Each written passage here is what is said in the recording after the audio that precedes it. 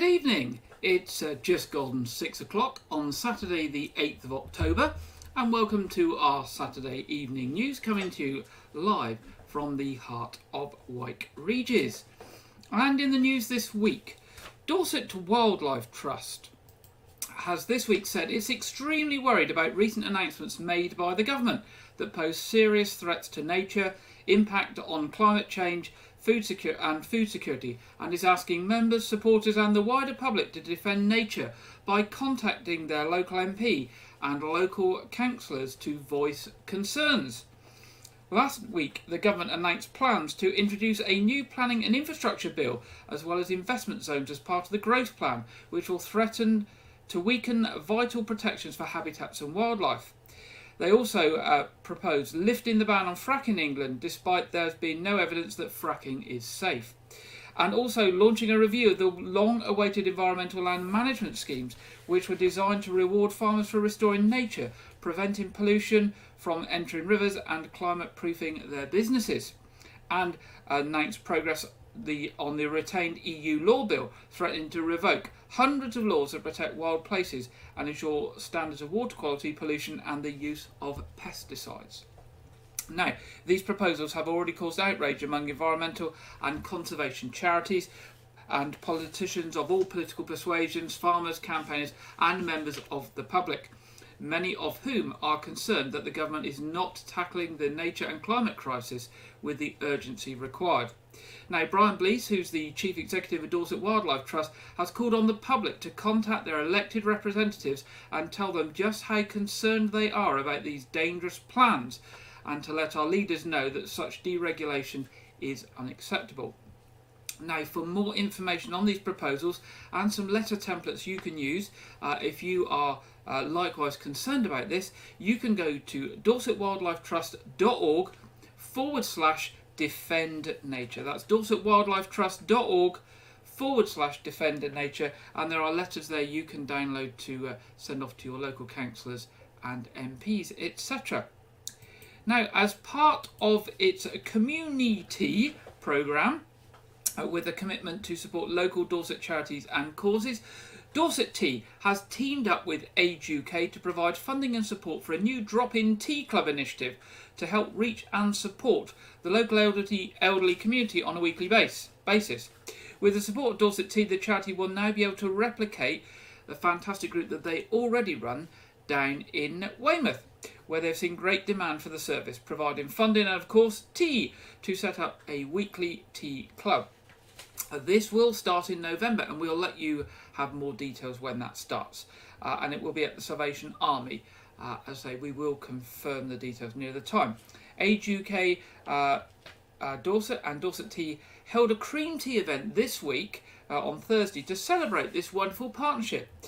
Following the COVID-19 pandemic, when the world reopened, Age UK launched a Dorchester Coffee Club held every Thursday at the YMCA in Dorchester from 10:30 to 12 p.m. as a safe place for people to come weekly and enjoy a warm drink and a warm welcome. This proved extremely popular, helping to tackle loneliness and isolation. Now, Rachel Weiss from Age UK North, South and West Dorset said, following the COVID-19 pandemic, many older people in our communities felt isolated and lonely. These groups are so important for tackling loneliness, but also where people can go to find the support they need. The funding will help us to set up further groups, creating a sociable environment for people to get together and chat, as well as providing access to local services, games and more. Now, in homage to Dorset Tea, the new tea club will provide the same wonderful warm atmosphere with plenty of tea and coffee, of course, and lots of laughs. As well as creating a sociable environment for people to get together and chat, Age UK work with other services in the community who come to present what is available in the local area and to give information. They have been very lucky to have had great guest speakers from Citizens Advice, the Fire Service and the police recently. Now, in addition to the wonderful opportunity for attendees to learn about what's available in the area and to get information they need, they focus on having fun and enjoying one another's companies, with regular game sessions including skittles and darts, hosting quizzes, sing-alongs and musical bingo, which is always well received. Now, if you want more information about Age Concern in our area, the website is ageuk.org.uk North South West Dorset. So that's ageuk.org.uk /North South West Dorset. And we will tell you more about that tea club when it starts in November. Now, Dorset police officers investigating a heritage crime involving damage to the door of the historic chapel in West Dorset are appealing for anyone with information to come forward. It was reported that damage was caused to the door and lock at St Catherine's Chapel in Abbotsbury sometime on Saturday the 24th of September. It is believed the damage was caused in an attempt to gain entry to the Grade 1 listed 14th century chapel. Police Community Support Officer Chris Mullins of Dorset Police's Rural Crime said, "We take reports of heritage crime very seriously, and this incident has involved damage to a historic and much loved building. Now anyone with information is asked to contact Dorset Police on 101, or alternatively, if they've got information that they wish to pass on anonymously, via the Crime Stoppers charity on 0800 555 111. Now, staying with Dorset Police have welcomed the National Police and Crime Commission's announcement that police forces will now attend all home burglaries. The force recognises how deeply traumatic burglary can be, and is one of the police forces that already has a policy in place where an officer will attend an incident where your house is broken into. Dwelling burglary offences in Dorset are currently at an all-time low, with a decrease of 10.2% in 2021-22 compared to figures in the previous year. Assistant Chief Constable Rachel Farrell said, "I understand how upsetting it is to have your home burgled and how distressing that is for victims. Our intent is always to attend home burglaries, and where there are possible forensic opportunities, we will automatically arrange a visit from a crime scene investigator, a CSI. We have relatively low levels of home burglaries in Dorset. However, given the rise in cost of living, we know that austerity can be a driver for a rise in acquisitive crimes, and we fully recognise the significant impact that these offences can have on our communities. We remain committed to working with our officers, partners and other agencies to improve standards and create a safer county for everyone." For other burglary types, such as sheds, detached garages and outbuildings, a decision about whether to attend an incident is based on the threat and risk present, the vulnerability of the victim and the opportunity to catch offenders, ensuring the force responds and allocates the correct resources in a timely manner. Now, a breadth of artistic talent in West Dorset got together following the launch of the Dorset Community Mental Health Artists exhibition at Dorsetshire Hall. And it's been held a great success by MP Chris Loader. And you can see Chris there with the High Sheriff and the Mayor of Weymouth, I think Mayor of Dorchester in the picture. The exhibition launched on Saturday the 24th of September and showcases the artwork created by members of the Dorset Community Mental Health Group. The event was also attended by the High Sheriff, the Mayor of Dorchester, the Mayor of Weymouth and many others, and has been organised to bring artists out of their shell and encourage them to publicly exhibit their work to build their confidence. Mr. Loader said, "This is a very meaningful initiative to help creative people who may otherwise lack the confidence to show off their talents and great skills." And their special thanks go to Johnny De Silva for organising that event. Now, the Dorchester Car Boot Fund, or the Dorchester Market Car Boot Fund, is now open for applications from community and voluntary organisations working in and around Dorchester. The fund comes from the weekly car boot sales held in Dorchester and will be distributed to local community and voluntary organisations in and around the town to benefit projects operating within or supporting residents living in the area. In 2020, over £13,000 was awarded to local community and voluntary organisations from in and around Dorchester. The fund is jointly administered by Dorset Council and Dorchester Town Council.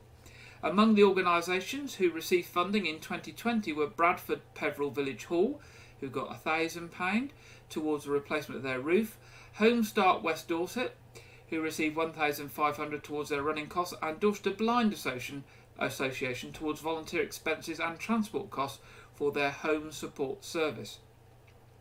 An application form and additional guidance can be found on the Dorset Council website at dorsetcouncil.gov.uk and search then for Dorchester Market Car Boot Fund.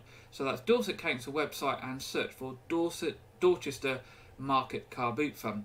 If you want a hard copy application form, you can collect it from Dorchester Town Council at 19 North Square, Dorchester.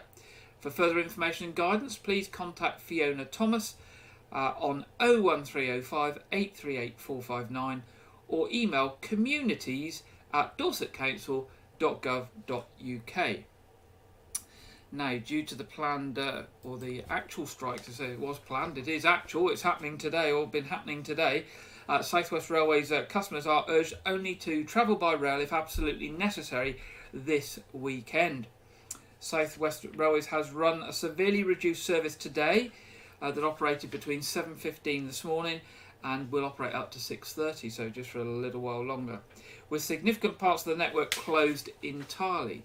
Tomorrow, Sunday the 9th of October, will also be significantly impacted by the strike, and trains across the network will start much later than usual.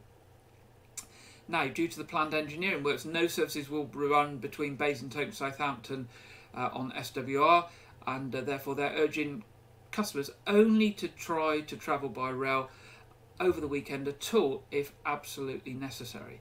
So no trains today just about, and severely affected tomorrow, Sunday the 9th of October. Now, a public meeting regarding flooding concerns was held at the Park Community Centre in Weymouth yesterday evening.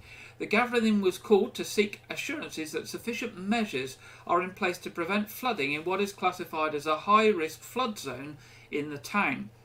Question marks have been raised over whether the sewerage system in the Park District can cope with a substantial amount of rainfall, with residents claiming a number of the gullies in the area have been blocked and unfixed despite being reported. The last major flood emergency was in July 2012, which came after a prolonged period of heavy rain. It forced some people to be evacuated from their homes, while others were placed on standby with sandbags as water levels rose. Topics discussed at the meeting included the responsibility boundaries for maintenance of the drainage system in the district, confirmation of the cleaning schedule of road drains, an assessment of the rest of the district following previous work in Hardwick Street, confirm responsibility of the pumping station and sluice gates in the area, and whether sanitiser is used to clear the drains, as well as if there is enough capacity in waste treatment to not pollute the local environment.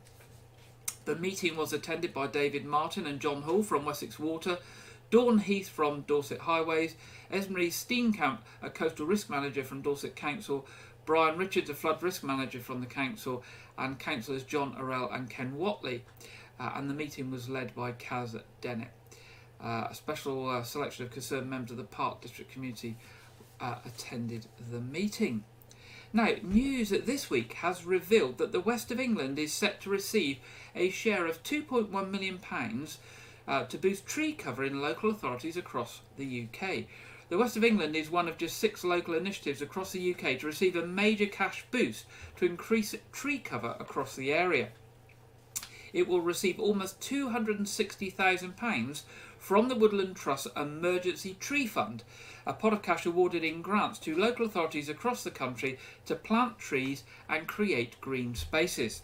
The funding is part of an overall £2.1 million package of support from the Amazon's Right Now Climate Fund. The Enduring Roots and New Shoots project, which covers the West of England, aims to plant more than 24,000 native trees, increasing green space and boosting local ecosystems. The collective vision is to double tree cover. Dr. Darren Moorcroft of the Woodland Trust said the funding will help local authorities overcome barriers which prevent them from taking action through using trees and woods to help address the twin threats of climate change and biodiversity loss. The Woodland Trust Emergency Tree Fund is one of the first projects in the UK receiving support through Amazon's $100 million Right Now Climate Fund, with €20 million committed to projects across the UK and Europe. The fund has been set up to conserve, restore and improve forests, wetlands, grasslands, protecting wildlife habitats, biodiversity and quality of life for communities. Now, Dorset Council has this week announced round 4 of its projects fund, and that this will open next month. The project and event fund is to help with the cost of living challenges for arts, museums, heritage, community, physical activity and play activities. Dorset Council Project Fund can help you to make a difference to people living in your communities. Grants from £1,000 to £5,000 are available to groups who support the council to meet its core priorities. Round 4 of the Community and Cultural Project Fund will open at 9 o'clock on Friday the 4th of November. In addition to supporting the themes in round 3, the next round will prioritise grants to applicants that address and support the cost of living challenge for vulnerable communities and those most in need in the Dorset Council area. The types of cost of living projects that can be considered will focus on community warm spaces, especially in rural areas, community food projects including lunch clubs and dinner clubs, food banks, low-level mental health projects. Now, for more information and information on the criteria and how to apply, and if you want support with your application, visit www.dorsetcouncil.gov.uk/community-and-culture and culture-project-fund. It's quite long, so I suggest you go to the Dorset Council website and search for Community Culture Project Fund, and that should hopefully get you there. Now, Dorset and Wilts Fire and Rescue is urging people to take simple steps to protect themselves from accidental fires and carbon monoxide poisoning as they look to keep warm to cut energy this winter. The National Fire Chiefs Council has launched Stay Fire Safe in response to concerns that people will turn to alternative ways of heating and lighting their homes in a bid to save money. Alongside this, Dorset and Wilts Fire and Rescue has its own Save Safely campaign, which offers advice on where savings can be a false economy and how to reduce the risk when doing things differently. There is also signposting to financial support and a range of energy saving tips. Prevention Delivery Manager Ian Hopkins said, "The most important thing that people can do this winter is make sure they have working smoke detectors and carbon monoxide alarms. We offer a free Safe and Well visit, which includes fitting these devices where they are needed, so there's no cost to the individual." He added, "We know that the rising cost of living is a huge concern to so many people within our community, and we are doing all we can to support them with saving safely this winter." Now, you can get information on the Dorset and Wilts Fire and Rescue website at www.dwfire.org.uk/save-safely. And finally, in our headlines tonight, an opening date has been announced for one of the large stores moving to the Weymouth Gateway retail development. Homewell retailer Dunelm is opening the doors to its new Weymouth store on Thursday, November the 17th. The company say its 30,000 square feet site will provide Weymouth with an all-new shopping experience, as well as 42 new jobs for the area. Recently, a new McDonald's restaurant and a Costa Coffee outlet opened at the Weymouth Gateway site. It's also expected that B&M home stores will also be opening soon at the location, but there isn't a date as yet. The Dunelm store will be home to a decorating department, made-to-measure window treatments, a furniture showroom, plus a larger Pauser kitchen cafe.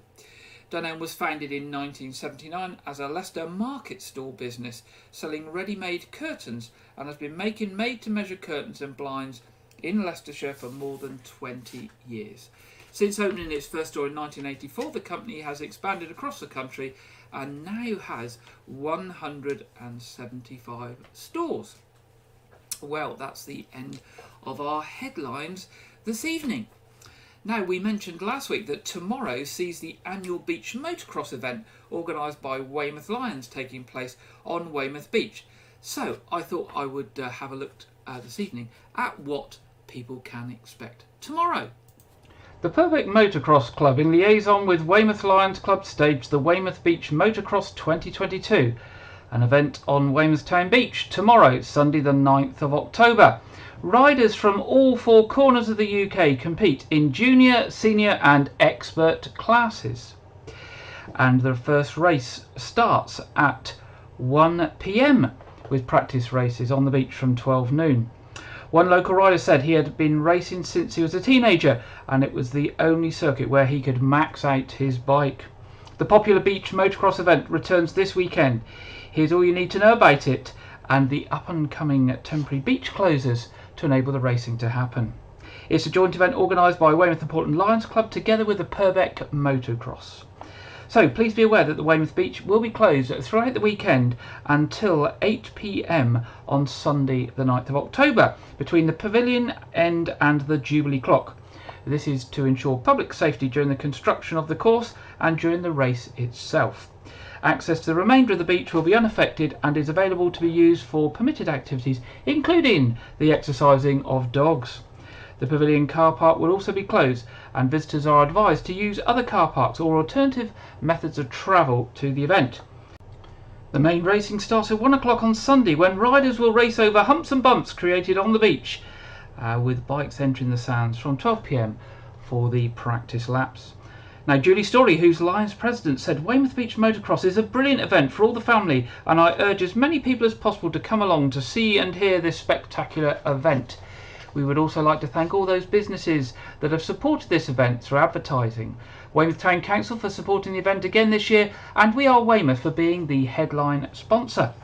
Now, Councillor Anne Weaving, who is the Mayor of Weymouth, said, I'm greatly looking forward to attending Weymouth Beach Motocross on Sunday. This fantastic local event has been running for many years and helps us to raise much needed funds for the Weymouth and Portland Lions Club. The event is always well supported by residents and visitors. I hope to see many people lining the seafront once again this year to cheer on the riders. Let's now have a look at some of the frills and spills of the Weymouth Beach Motocross.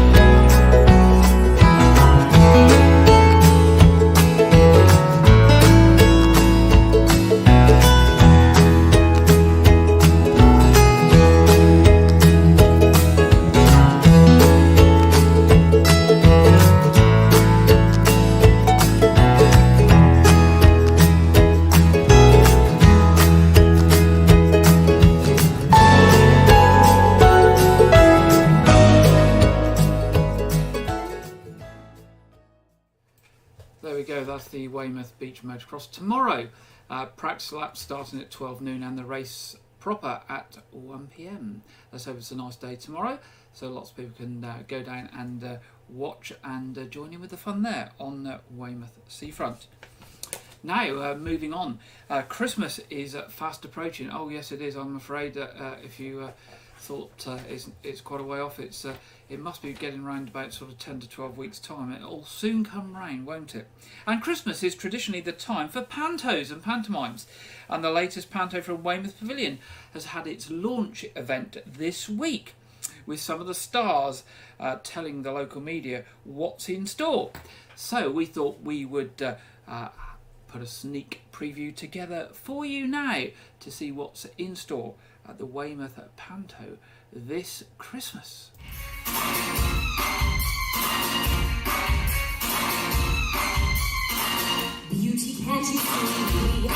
After the huge success of Weymouth Pavilion's Easter Panto, the Wizard of Oz, Enchanted Entertainment are back this Christmas and planning an even more spectacular show with one of the most popular pantomimes of them all, Sleeping Beauty.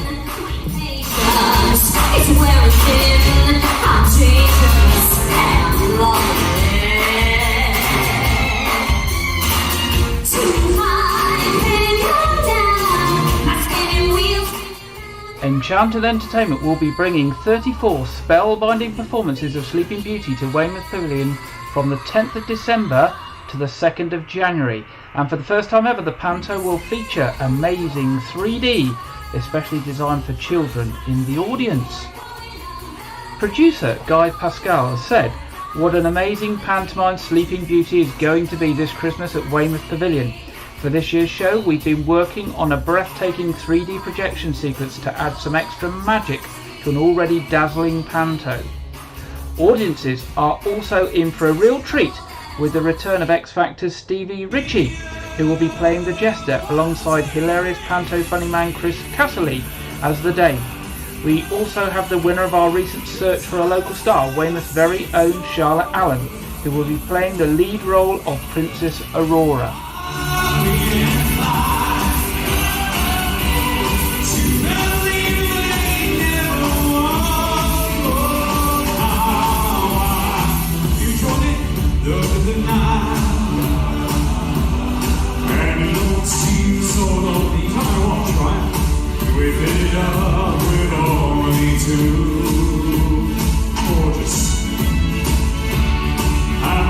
Assembled a stellar cast and are planning some spectacular pantomime magics to ensure Sleeping Beauty will be brilliant family panto with plenty of audience participation, fantastic sets and costumes, and of course jokes galore for all the family.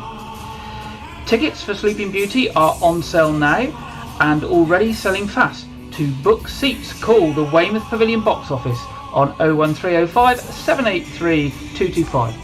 Or you can book them online on the Pavilion website. Let's look forward to Panto in Weymouth this Christmas.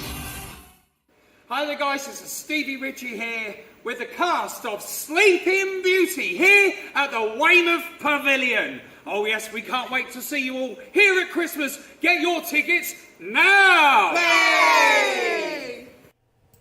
There we go, that's the cast of this year's pantomime at Weymouth Pavilion there, starting in December, but tickets are on sale now and they are going fast, so don't leave it too long if you want to get off to Panto this year.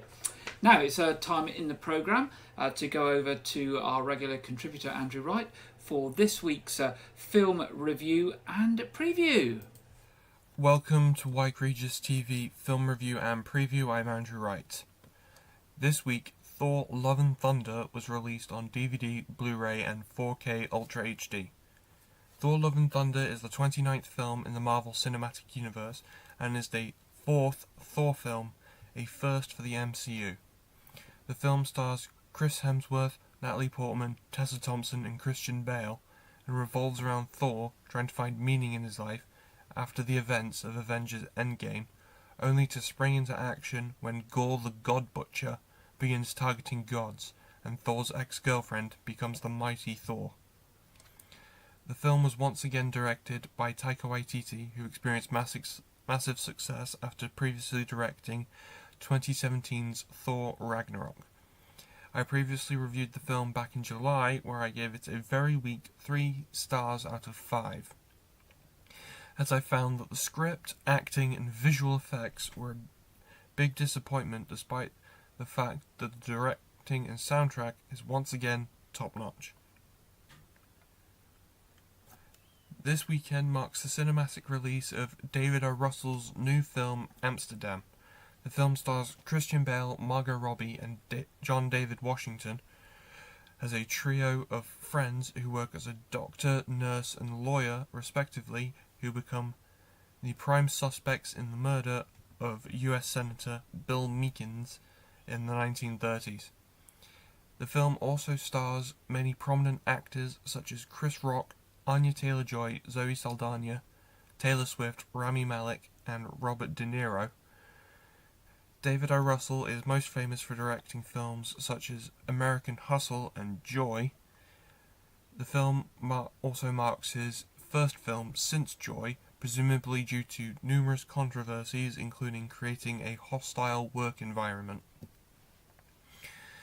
The film has received mostly negative reviews from critics, which suggest that its dazzling appearance is all there is to the film.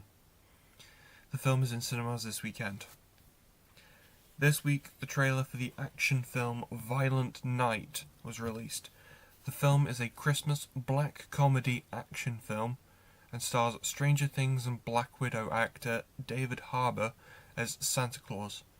The film's plot revolves around a group of mercenaries attacking the estate of a wealthy family on Christmas Eve, and Santa steps in to save the day. The film is written by the writers of the Sonic the Hedgehog live-action films and comes from the producers of films such as John Wick, Nobody and Bullet Train. As demonstrated by the very clear John Wick aspect to the film, with Santa playing the John Wick role. Violent Night is expected in UK cinemas on December 2nd, which I am very excited for. Next week marks the release of DC League of Super Pets on home video. DC League of Super Pets revolves around Superman's pet dog Krypto and shelter dog Ace working together with other superpowered animals to save the Justice League from Lex Luthor and a superpowered evil guinea pig.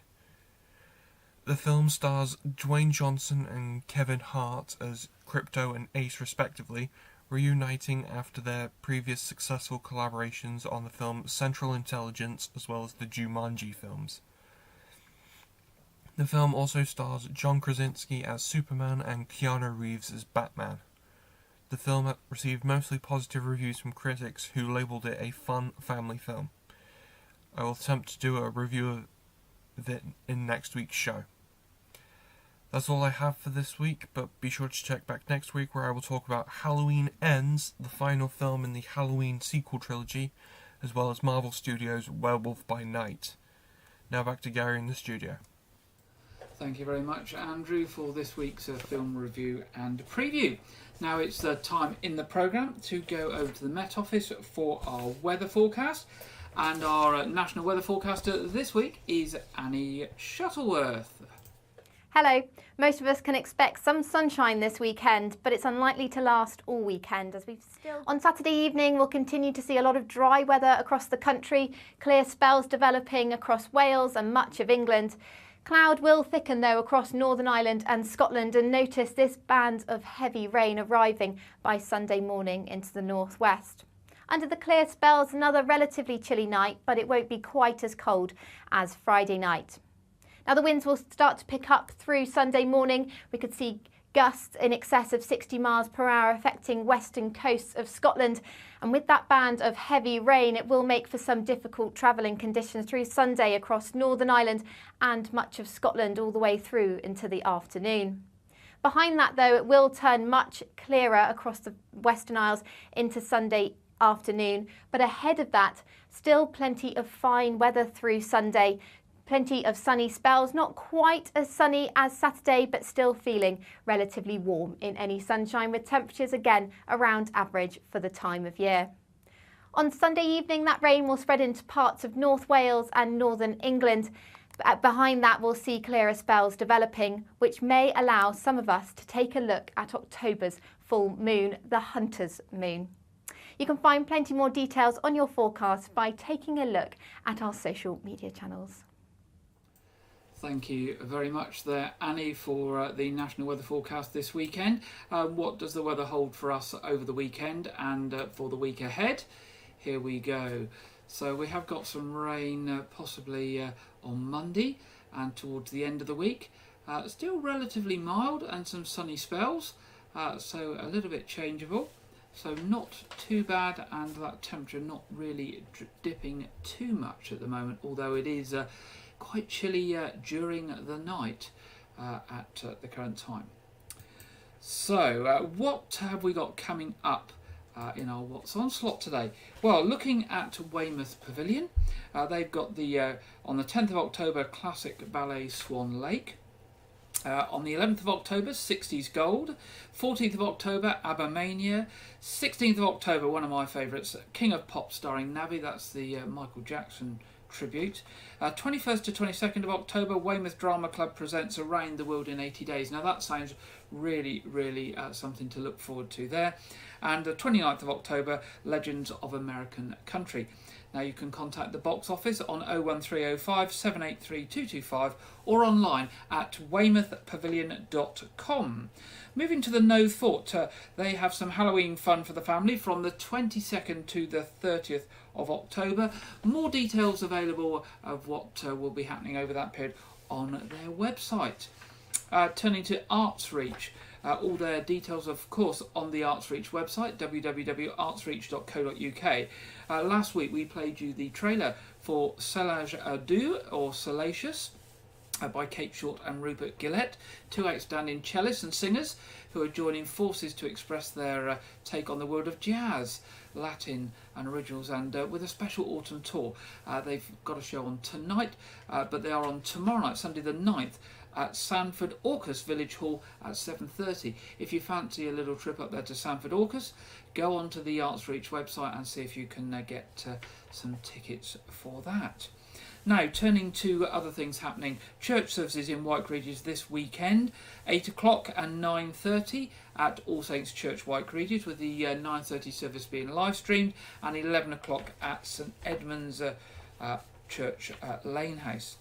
Our usual online quiz is on shortly this evening, 7:30 p.m. Everyone's welcome to join that. And if you fancy a live in-person quiz, you've got just a few minutes to get yourself up to the Memorial Hall at Wyke Regis, where 7 o'clock the quiz starts there. So I shall be rushing my way up there very, very shortly to be the quiz master for that this evening. We are also running our October episode of A Year Gardening with Clive Gray tomorrow, Sunday at 4 p.m. for the first time, and repeated Friday at 7 p.m. Just a quick look at traffic and travel. Of course, we've got all the problems with the trains this weekend, with the strike today and the knock-on effects of the strike and the engineering works tomorrow, Sunday. Basically, excuse me, it's not worth travelling by train this weekend. Other things happening on the roads, of course, the beach motocross will affect the traffic around Weymouth tomorrow. Lots of extra people in the town, and there's still works going on the town bridge, which is affecting travel. In fact, I was driving past the Weymouth town centre twice earlier today, and there were queues to get into the town centre, quite long queues, so to be avoided if you can. Lots of work happening on Abbotsbury Road this week with traffic lights, and also on Preston Road by the Sea Life Centre, so you can expect a possibility of hold-ups in those two locations. Now that brings us to the end of this week's programme. Of course, if you've got any news, any events, any fundraising activities on that you want to share with us to let people know about, do drop us an email at news@wykeregis.tv, and we'll be happy to share that with people next week in next week's programme. So we will be back 6 p.m. next Saturday, but just before we finish tonight, I've got a government public information film that we've been asked to share with people, which is trying to encourage pregnant and nursing mothers to get their COVID jabs this winter and assuring people that they are safe. So we'll finish with that before the final credits, and I look forward to being back with you at 6 o'clock next Saturday. Good night. We've seen that pregnant women are more likely to get seriously ill if they catch COVID, so we're encouraging them to get vaccinated. Over the last months and years of the pandemic, we've been gathering data from here in the UK and around the world that have shown COVID vaccines are effective for pregnant women. Many doctors and midwives agree that it's the best way to protect you and your baby. We also now have lots of information that has looked at the outcomes of pregnancies after vaccinations, showing that the vaccine is safe at any stage of pregnancy if you're breastfeeding or hoping to start a family in the future. Pregnant women can get an autumn booster dose against COVID and an annual flu vaccine to increase protection over the winter. Along with the NHS, our advice on this is very clear. If you're pregnant, please get vaccinated as soon as you can.